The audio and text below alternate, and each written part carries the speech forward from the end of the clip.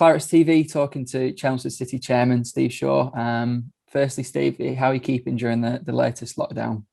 I'm good, actually. To be honest, I'm doing so much with the football that I just hardly having time to even think about it. I have to say it's 2 to 3 hours a day at the moment, even just on calls and stuff with various people about what's happening with the season. So yeah, we're in lockdown, but honestly, I'd hardly notice. I don't think I've ever been busier. Yeah, yeah. And it's the first time that we've caught with you, of course, since the null and void decision from the league. What was Yeah. your sort of initial reaction to that and since? In a way, I wasn't that surprised. I think the timing was the thing that surprised me.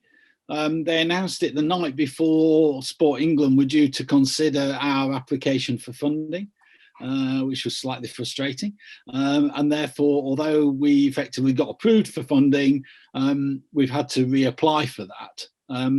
And the other thing that surprised me is the National League from the start had said that if clubs, if it was a null and void, they still wanted to be able to find an avenue for those clubs that wanted to continue playing could. So it was kind of a bit of a slight disappointment that they didn't announce, and this is what, for those that want to continue, we're going to do. So I think that, but look, these things are all driven by lots of different things. So I'm just kind of conscious that that's kind of what we have to do, and we fit with it. And of course, we're talking to you after the club update was released on Saturday from the board, obviously including yourself. What was the reasoning sort of behind releasing that update? We're just conscious that in the past we've not been the greatest at our communications have been criticised by fans. They feel they want to know more about what's going on. It's such a fluid situation. I mean, I've had 4 emails today from various chairmen and representatives of different clubs about the way we go forward, and there is so much uncertainty. So we're uncertain. So I think it's just important to say, look, there isn't any certainty because we have no certainty. Everybody's going, well, let's just call it all null and void. That's not easy. Remember, I've got players on contract, so contracts run to the end of June. So what do we do? Yes, you can claim furlough for some of those people. What about the people? How do you deal with that? And people still want to play. Surely, if there's an opportunity to play, then that's what we should try and focus on. And I think there's a great opportunity to play. The National League seem to be supportive of coming up with something. There's 15 to 20 clubs want to play. And I think we could create something quite exciting if we do this, a combination of North and South and National Step 2. I think that'd be amazing. Yeah. Very interesting. And obviously that's part of the Let Us Play campaign that's been spoken a lot about recently. Obviously, you can only say so much at the moment about it because, as you say, it's a very fluid situation. But what is the sort of club stance on that? Oh, we want to play. So I think if we look at it, I'm trying to think what I wrote in the update now and how much I can and can't say. But reality is, look, we're talking there were 18 clubs that voted to continue. We're all talking together about should we keep going? Can we come up with something? We're engaging with the National League and the FA and the Alliance Committee, and seeing what we can do. And I think, what would I like? I'd love to have a national Step 2 league. I do think that those that voted null and void shouldn't be allowed to participate, just because, hang on, you voted to end it. Why should you suddenly, if those that want to continue come up with something that works, why wouldn't you support it? I quite fancy a little trip up to Fylde, we're going to have a weekend in Blackpool. Let's hope that's towards after the 17th of May so people can actually go. But I just think it will create something interesting, and I think it gives an opportunity to play, something for people to follow. As long as there's still some promotion, an opportunity for promotion, I think that's a good thing. But I also think it's a good opportunity for clubs. If you think of our situation now, one of the debates is: do you start again from scratch, or do you actually carry forward points you've earned so far this season? I have to say I'm kind of a bit of ambivalent. I think if we go into a national Step 2 team, there's a lot of clubs with significantly deeper pockets than ours to really chase after what would be limited promotion spots. But what a great opportunity for us to kind of start to reform and get our team playing well together for next season. I think that's where we'll end up going is, well, who's going to be with us next season? How do we actually, get them as part of the squad and start playing together? Because the more people play together, I think the better you can become as a club. Yeah, absolutely. And in the update as well, the finances were discussed, the finances of the club and sort of various loans. What can you tell us about those at the moment? Okay, so we, as I mentioned earlier, we've been approved for a loan from Sport England. I have to say, if given the terms on offer, I would have, or get the maximum amount I possibly could, because it's a very low interest rate and it's over a very long term, and so consequently, it makes a little bit of difference. Now, I know supporters have been a bit concerned about having, we've got lots of debt in the past and stuff. I've been quite vocal on this, that all these clubs going, it's unaffordable. And I can, hang on a minute, £100,000 over, 20 years, at less than 5%. It's like less than £300 a week, and if you think about how much players are paid at our level, that's the top end of what we pay players. I think it's towards the bottom end of what some other clubs pay players, but who couldn't afford to go once, for a few seasons with a bit less? I think it's good discipline.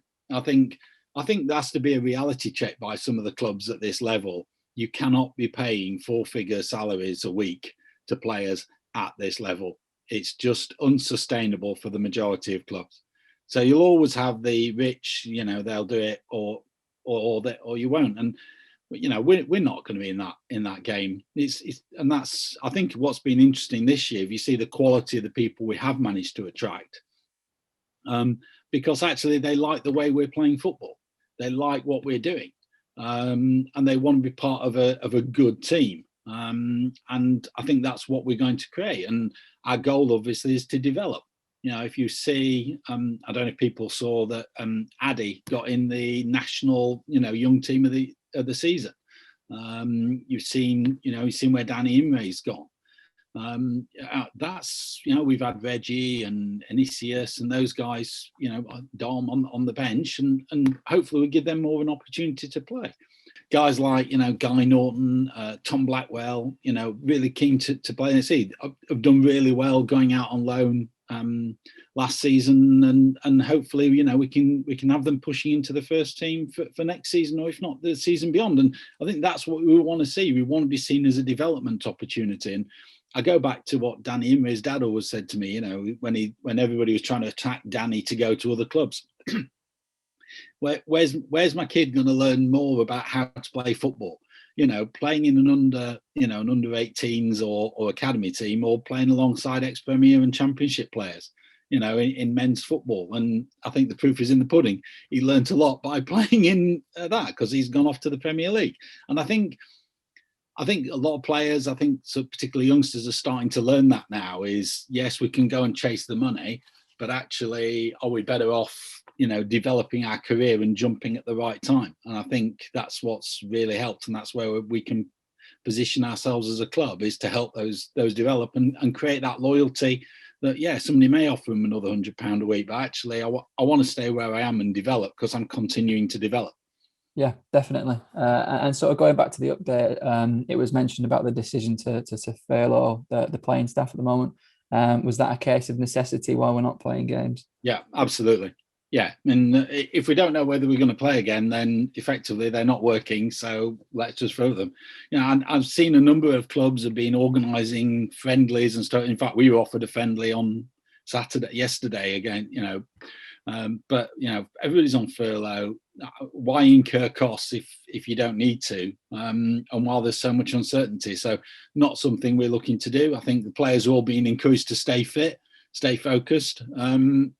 And if something does start again, then we'll get them back as soon as we can. Yeah. And of course, sort of going back to sort of financial points, with any sort of constraints comes implications for stuff such as sponsorship contracts, player contracts, season tickets as well. Is that just a case of at the moment waiting to see what unfolds with the season before anything can be said further on that? Um, I think it's a bit yes and no, actually. I've been reviewing some stuff this morning in terms of what we think we might do around season tickets. So hopefully I'll get communication out early this week. Other people may say, no, there's so much uncertainty, shouldn't do it. But I'm kind of conscious people have only been able to come in and see one game. So we just need to be fair on that. And if people are demanding, it's tough times for everybody. If people need refunds, then obviously we'll have to do those. I've just asked people to be slightly patient, because until I do get any kind of loan money in, which is likely to be middle end of March, then the club just isn't in a position to refund people. But I think we've got to look at that. But look, other people say, well, you could just do it free for next season.